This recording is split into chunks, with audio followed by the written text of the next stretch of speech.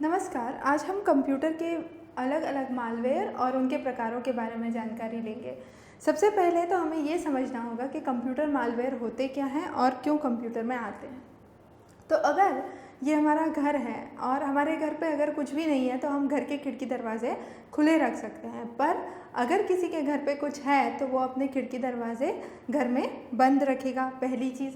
तो इसी तरीके से अगर आप कंप्यूटर पे कुछ नहीं करते हैं, आप कंप्यूटर पे सिर्फ इंटरनेट पे जानकारी हासिल करते हैं तो ठीक है, पर अगर कंप्यूटर पे आप कोई फाइनेंशियल डीलिंग करते हैं, आपके बैंक अकाउंट्स देखते हैं या आपका जीमेल ईमेल देखते हैं, तो आप क्या करेंगे, कंप्यूटर की सिक्योरिटी के बारे में चिंतित रहेंगे।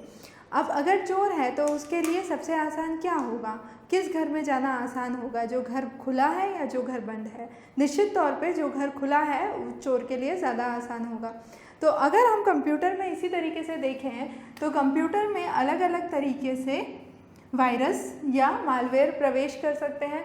सबसे पहला तरीका तो ये है कि जो इंटरनेट की लाइन जाती है उसके थ्रू ही, उसके द्वारा ही हम कोई वायरस भेज दें। तो उसको कौन रोकेगा? उसको जो रोकता है उसको हम फायरवॉल बोलते हैं। अगर हम किसी यूएसबी केबल से या यूएसबी ड्राइव से, जो पेन ड्राइव जो हम कहते हैं, उससे हम कंप्यूटर में इन्फेक्शन या वायरस या मालवेयर डाल सकते हैं। तो एक तो ये हो सकता है कि हम वो डिवाइस ना यूज़ करें। दूसरा कि कंप्यूटर में फायरवॉल होना चाहिए। अगर डिवाइस यूज़ करनी है तो हम क्या करते हैं, एंटीवायरस डालते हैं कंप्यूटर पे, एंटीवायरस इंस्टॉल करते हैं। इसके अलावा अगर इन सब के बावजूद भी कंप्यूटर पे वायरस अटैक कर जाता है तो हम कैसे पता करेंगे? तो इसको पता करने की जो तकनीक है उसको बोलते हैं HIPS, host intrusion prevention system. इसमें क्या होता है कि आपका पेज है, जैसे आपको गूगल पे खोलना है कुछ, तो आपने जब गूगल खोला तो गूगल खुलने की जगह वहाँ पर कुछ भी ABCDE दिखेगा। इसका मतलब आपको लगेगा कि ये वेब पेज पे जो मैं खोलना चाह रहा हूँ वो नहीं खुल रहा है और कुछ और खुल रहा है। तो ये इस बात का सबूत है कि यहाँ पर आपका कंप्यूटर इन्फेक्ट हो चुका है या कंप्यूटर पे कोई वायरस आ चुका है। तो उसको हम चेक करते हैं, उसको जो सिस्टम चेक करता है उसको बोलते हैं HIPS, host intrusion prevention system. तो ये तो हो गए अलग अलग प्रकार के तरीके जिनसे हम ये पता लगा सकें कि कंप्यूटर में वायरस फैल रहा है या नहीं और उसको कैसे रोका जा सकता है, जो कि हम आगे की कक्षा में, आगे के अध्याय में और समझेंगे। अब दूसरी महत्वपूर्ण चीज़ ये है कि जब भी कोई चीज़ बनाई जाती है तो क्योंकि कोई भी सॉफ्टवेयर लिखा जा रहा है या कोई भी कमांड लाइन लिखी जा रही है तो उसमें क्या रह जाता है, कुछ बग वो चीज़ है जो बना रहा है उसके द्वारा जो त्रुटि रह गई है उसे हम बग कहते हैं। तो अगर सॉफ्टवेयर को या मालवेयर को ये पता चल जाए कि कंप्यूटर में क्या बग है तो वो उस बग के रास्ते कंप्यूटर में बहुत आसानी से प्रवेश कर सकता है। दूसरा, अगर जो पासवर्ड रखे गए हैं वो कमज़ोर हैं, जैसे हमने सिर्फ पासवर्ड रखा है 1 2 3, तो इसको तोड़ना बहुत ही आसान है क्योंकि 3 ही तरह का कॉम्बिनेशन है और 3 ही नंबर हैं, तो बहुत ही आसानी से ये पासवर्ड तोड़ा जा सकता है। तो स्ट्रॉन्ग पासवर्ड जो होते हैं उसमें कहा जाता है कि अल्फ़ाबेट होना चाहिए, नंबर होना चाहिए और अल्फ़ा न्यूमरिक कीज़ होनी चाहिए।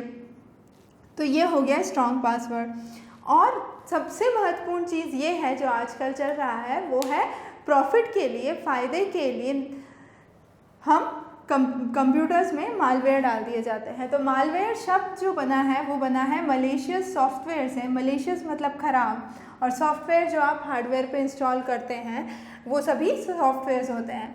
तो इसके कारण क्या हो सकता है कि जो आपकी इम्पॉर्टेंट इन्फॉर्मेशन है, जो आपकी महत्वपूर्ण जानकारी है, उसको चुराया जा सकता है। कोई भी कंप्यूटर में प्रवेश कर सकता है और प्रवेश करने के बाद वो धीरे धीरे कंप्यूटर में फैल सकता है, जैसे कि कोई बीमारी आपके शरीर में प्रवेश करके फैलती है उसी तरीके से। अब किस तरीके से ये प्रवेश कर सकता है? इसके प्रवेश करने के तरीक़ों में सबसे महत्वपूर्ण है वेबसाइट के द्वारा, ईमेल के द्वारा, एडवर्टीज़मेंट्स के द्वारा, विज्ञापनों के द्वारा, जिसमें पॉपअप विंडो, जो कि आपके वेब पेज पे एक छोटा सा विंडो और खुल के आ जाता है कई बार, उसको पॉपअप विंडो बोलते हैं, सॉफ्टवेयर के द्वारा, और गलत तरीके से फाइल को अगर शेयर किया गया है तो इन सब के द्वारा आपका कंप्यूटर में मालवेयर आ सकता है। अब सबसे पहली चीज़ जो हम समझेंगे वो ये है कि वायरस और वर्म में अंतर क्या है। वायरस स्वतः नहीं फैलता, वायरस को फैलने के लिए उस पर कुछ तो आपको एक्शन, कुछ तो आपको करना ही होगा। जैसे अगर ईमेल में कोई अटैचमेंट आया है तो जब तक आप उसको क्लिक नहीं करेंगे वो इन्फेक्ट नहीं करेगा, वो सिस्टम को ख़राब नहीं करेगा। तो इसी तरीके से कुछ ना कुछ तो आपको उसमें बीच में आना ही पड़ेगा, आपको उस पर कुछ एक्शन करना ही पड़ेगा, तो ही वायरस फैलेगा। तो क्लिक करने पे, डाउनलोड करने पे, रन करने पे और खोलने पे, ये कुछ तरीके हैं जिससे वायरस फैल सकता है। वायरस सेल्फ रेप्लिकेट होता है, स्वतः ही आगे बढ़ता जाता है और एक तरीके से दूसरे फॉर्म में परिवर्तित हो सकता है, वो म्यूटेट कर सकता है। जबकि वर्म जो होता है वो अपने आप फैलता है और वो फायरवॉल को तोड़ के फैल सकता है। उसको फैलाने के लिए किसी की ज़रूरत नहीं है, उसको फैलाने के लिए मुझे कुछ क्लिक करने की ज़रूरत नहीं है, कुछ खोलने की ज़रूरत नहीं है। अगर वर्म सिस्टम में आ गया है तो वो स्वतः ही फैलता रहेगा। वर्म ज़्यादातर बैंडविड्थ कंज्यूम करता है कंप्यूटर की, और जो वेब सर्वर हैं उनको ओवरलोड कर देता है, तो कंप्यूटर बहुत ही धीरे चलने लग जाएगा। जैसे कि ये एग्जाम्पल हो सकता है। दोनों ही तरीक़ों में, चाहे वायरस हो चाहे वर्म हो, वो डेटा को, जो आपके कंप्यूटर सिस्टम पे जानकारी है, उसको किसी तीसरे आदमी को भेज देते हैं। क्यों? दो कारणों से। एक तो प्रॉफिट कमाने के लिए, फ़ायदे के लिए, और दूसरा क्राइम के लिए। इसके अलावा कई बार डेटा को डिलीट भी कर दिया जाता है। तो अब वायरस और वर्म, जैसा कि हमने देखा, आपकी जानकारी चुराते हैं, डेटा को डिलीट करते हैं, पर जो सबसे महत्वपूर्ण चीज़ यहाँ पर समझने की वो ये है कि वायरस एक सॉफ्टवेयर कोड है, जबकि वर्म जो है एक सेल्फ कंटेन्ड कोड है। और वर्म एक्टिव ट्रांसमिशन है, मतलब वो स्वतः ही फैलता जा रहा है, उसको फैलने के लिए किसी की ज़रूरत नहीं है। क्योंकि वायरस को फैलाने के लिए किसी की ज़रूरत होती है, वो पैसिव ट्रांसमिशन हुआ। अब ये दोनों तो विदित हैं कि होते हैं, पर कुछ इस तरीके के वायरसेस होते हैं जो विदित नहीं होते। जो मालवेयर्स इस तरीके के होते हैं उनको हम कंसील्ड मालवेयर्स बोलते हैं। कंसील्ड मतलब छुपा हुआ, तो हम कंसील्ड कह सकते हैं, डिस्गाइज्ड कह सकते हैं, या इस तरीके के मालवेयर जिनके बारे में कोई जानकारी लगा ना सके। तो उसका एक एग्जाम्पल है ट्रोजन हॉर्स। और ट्रोजन हॉर्स क्या करता है? ट्रोजन हॉर्स बैकडोर एंट्री करता है, मतलब पीछे के दरवाजे से घर में घुसता है। आप इस तरीके से समझ सकते हैं। तो जो इंटरनेट का केबल है, उस फायर वॉल को वो तोड़ देता है और वो आपके कंप्यूटर सिस्टम में प्रवेश कर जाता है। तो जो यूज़र उसको यूज़ में ले रहा है, जो कंप्यूटर को काम में ले रहा है, उसको नहीं पता चलेगा कि उसके सिस्टम में एक ट्रोजन हॉर्स है, और वो धीरे धीरे धीरे धीरे सारी जानकारी कहीं और भेजे जा रहा है। तो वो धीरे धीरे ट्रोजन हॉर्स क्या करता है? सारी जानकारी चुराता है। वो धीरे धीरे सारी जानकारी कहीं और भेजता रहता है। कंप्यूटर पे कुछ चीज़ इंस्टॉल करने से, किसी फाइल को मॉडिफाई करने से, ये कुछ तरीके हैं जिससे ट्रोजन हॉर्स एंटर करता है, और वो धीरे धीरे धीरे धीरे आपकी सारी एक्टिविटी को मॉनिटर करता रहता है या देखता रहता है। इसी तरीके से एक होता है रूट किट। रूट किट भी इससे मिलता जुलता है। खास अंतर ये है कि रूट किट में जो इन्फेक्शन फैल रहा है वो किसी दूर के कंप्यूटर से गवर्न हो रहा है। ये जो कंप्यूटर है ये बहुत ही दूरी पर है, तो यहाँ पर जो यूज़र है उसको पता नहीं है कि उसके कंप्यूटर पर रूट किट आ चुका है, और वो दूर से बैठ के इस कंप्यूटर की सारी जानकारी लेता जा रहा है। तो रिमोटली लोकेटेड होता है रूट किट के अंदर। और रूट किट में सबसे इम्पॉर्टेंट चीज़ ये है कि ये कंप्यूटर का खूब सारा रिसोर्स कंज्यूम कर लेता है, पर ये ज़रूरी नहीं है कि ये गलत कार्य के लिए ही काम में लिया जाए। ये ज़्यादातर गलत कार्य के लिए काम में लिया जाता है, पर ऐसे भी वो सिर्फ आपकी कंप्यूटेशनल पावर यूज़ करने के लिए या कंप्यूटर के रिसोर्सेज यूज़ करने के लिए भी रूट किट आते हैं। तीसरा है बैकडोर। बैकडोर, जैसा कि हमने कहा, पीछे के दरवाजे से जो एंट्री की गई है, जैसा कि ट्रोजन हॉर्स में हुआ है, वो आपके कंप्यूटर में छुप के बैठ जाएगा, आपको पता नहीं होगा, और जो भी कंप्यूटर का ऑथेंटिकेशन सिस्टम है उसको बाईपास कर देगा या उसको बीच में आने ही नहीं देगा और चुपचाप कंप्यूटर में आके बैठ जाएगा। तीसरा है जो महत्वपूर्ण है यहाँ पर है वो है अनोइंग प्रोग्राम्स, या जो सिर्फ आपको परेशान करने के लिए डाले गए हैं, जैसे कि जोक प्रोग्राम।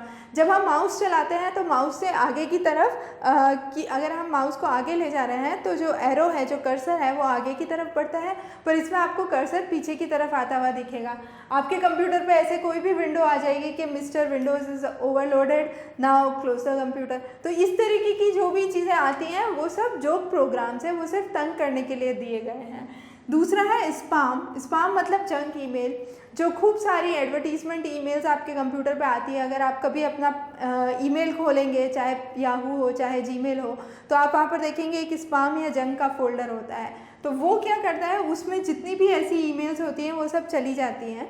तो ये हो गया स्पाम। और तीसरा है वायरस हॉइट्स। जैसे आजकल व्हाट्सएप पे बहुत ही चलता है कि कोई भी एक इन्फॉर्मेशन आई कि आज यहाँ पर हाई अलर्ट है सिटी में, तो वो इन्फॉर्मेशन एक जन से दूसरे जन पे फॉरवर्ड होती रहती है, और वो एक गलत इन्फॉर्मेशन है, पर क्योंकि उसको इतना सेंसिटिव बनाया गया है वो एक जन से दूसरे जन पे जाती रहेगी। तो वो हो गया वायरस होएक्स, मतलब आप गलत इन्फॉर्मेशन को आगे बढ़ाते जा रहे हो और वो लगातार ही आगे बढ़ता रहेगा। अब है फॉर प्रॉफिट, फ़ायदे के लिए, मुनाफे के लिए जो किए जाते हैं, उन वायरसेस को क्या कहा जाता है, उन मालवेयर्स को क्या कहा जाता है। उसमें पहला है एडवेयर। एडवेयर एडवर्टीजमेंट्स के थ्रू आते हैं। इसमें भी ज़्यादातर जो होते हैं वो पॉपअप एडवर्टीजमेंट, जो एकदम से विंडो खुलती है कंप्यूटर पे, उसके थ्रू आते हैं। दूसरा है बॉटनेट। अब बॉटनेट एक बहुत सारे कंप्यूटर्स का ग्रुप है जो एक साथ काम करता है एक पर्पस के लिए। जैसे कि फॉर एग्जांपल एक पासवर्ड क्रैक करना है, जैसे 1 2 3, तो इस पासवर्ड को क्रैक करने के लिए एक कंप्यूटर लग सकता है, पर वो एक कंप्यूटर पूरा दिन लगे और 10,000 कंप्यूटर एक साथ करें, तो जब 10,000 कंप्यूटर एक साथ करेंगे तो वो ज़्यादा आसानी से ज़्यादा जल्दी रिजल्ट दे सकते हैं।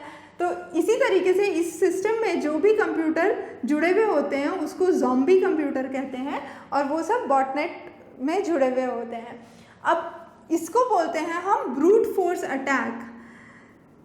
तो इसको रोकने के लिए क्या किया जाता है, एक टेस्ट होता है जिसको हम बोलते हैं कैप्चा, जो कि आपने भी कई बार देखा होगा। अगर आप वेबसाइट पे 1 या 2 बार गलत पासवर्ड डाल देते हैं तो वो तीसरी बार में आपसे पूछेगा 7 + 3 = 2, या आपको 4 फोटो दिखा के पूछेगा इसमें से पेड़ कौन सा है, इसमें से गाड़ी कौन सा है। तो ये जो तरीके के सवाल हैं ये सिर्फ आदमी सॉल्व कर सकता है या ह्यूमन सॉल्व कर सकता है, इसलिए इनको बोलते हैं कैप्चा। और ये कैप्चा एक इम्पॉर्टेंट तरीका है बॉटनेट्स को रोकने का। फिर अगला है रैंसमवेयर। रैंसमवेयर वो तरीके का मालवेयर है जो आपके सिस्टम को खोलने के बदले आपसे पैसे मांगता है या रैंसम मांगता है, जो कि आजकल न्यूज़ में था WannaCry, जो एक रैंसमवेयर था। अब ये क्या करेगा, आपके सिस्टम को एनक्रिप्ट कर देगा या लॉक कर देगा। जब तक आप वो रैंसम चुकाओगे नहीं वो आपके सिस्टम को खोलेगा नहीं। तो ये रैंसम किस तरीके से दिया गया था, जैसे WannaCry के केस में ये बिटकॉइंस में दिया गया था। फिर अगला है एडवांस फ़ी फ्रॉड। एडवांस फ़ी फ्रॉड में क्या किया जाता है, एडवांस फ़ी फ्रॉड में आपके पास ईमेल्स आती हैं कि आप इस यूनिवर्सिटी को ज्वाइन कर लीजिए, आप ये कॉन्फ्रेंस में चले जाइए, आपको इतना पैसा एडवांस में देना होगा। तो ये एक तरीके का क्या हुआ, एडवांस फ़ी फ्रॉड। तो आपके पास अच्छे अच्छे ऑफर्स आते हैं ईमेल के द्वारा और आपसे पैसे ले लिए जाते हैं। अगला है स्पाईवेयर। स्पाईवेयर मतलब जैसे राजा महाराजाओं के टाइम पे जासूस होते थे, वही जासूस कंप्यूटर में छुप के बैठ गया है, आप इस तरीके से समझ सकते हैं। तो वो जासूस क्या करेगा, आपके कंप्यूटर की जासूसी करेगा। आप कौन कौन सी वेबसाइट पे जाते हैं, कौन कौन से वेब पेज देखते हैं, क्या क्या चीज़ें डाउनलोड करते हैं, कौन कौन से बैंकिंग सर्विसेज यूज़ करते हैं या फाइनेंशियल ट्रांजैक्शंस करते हैं, उस तरीके से। जब हम इंडिविजुअल की बात करते हैं, छोटे लेवल पे बात करते हैं, तो हम बोलते हैं फाइनेंशियल लेन देन की बात हो रही है। पर अगर हम इसको वर्ल्ड वाइड बड़े इश्यूज़ पे देखें, नेशनल सिक्योरिटी के इशू पे देखें, तो यहाँ पर मिलिट्री एयरक्राफ्ट हो सकते हैं जिनकी जानकारी हो, रेडार्स हो सकते हैं जिनकी जानकारी हो। तो ये स्पाईवेयर छुप के वो सारी जानकारी देखता रहता है। तो अब स्पाईवेयर किस तरीके के एक्शंस देखता है, की लॉगिंग एक्सप्रेशंस देखता है, वेबकैम लॉगिंग देखता है, ये हम आगे समझेंगे क्या होता है। तो इस तरीके से स्पाईवेयर छुप के सारी जानकारी हासिल करता है और जैसे जैसे उसको जानकारी मिलती जाती है वो कंप्यूटर में दूसरी तरीके की इन्फेक्शंस या कंप्यूटर से जानकारी चुराता जाता है। ज़्यादातर स्पाईवेयर ट्रोजन हॉर्स के साथ आता है। अगला है डायलर। डायलर आपके मोडेम पे अफेक्ट करता है और आपके फ़ोन से बहुत एक्सपेंसिव कॉल्स दूसरे देशों में या दूसरी जगहों पे करता है।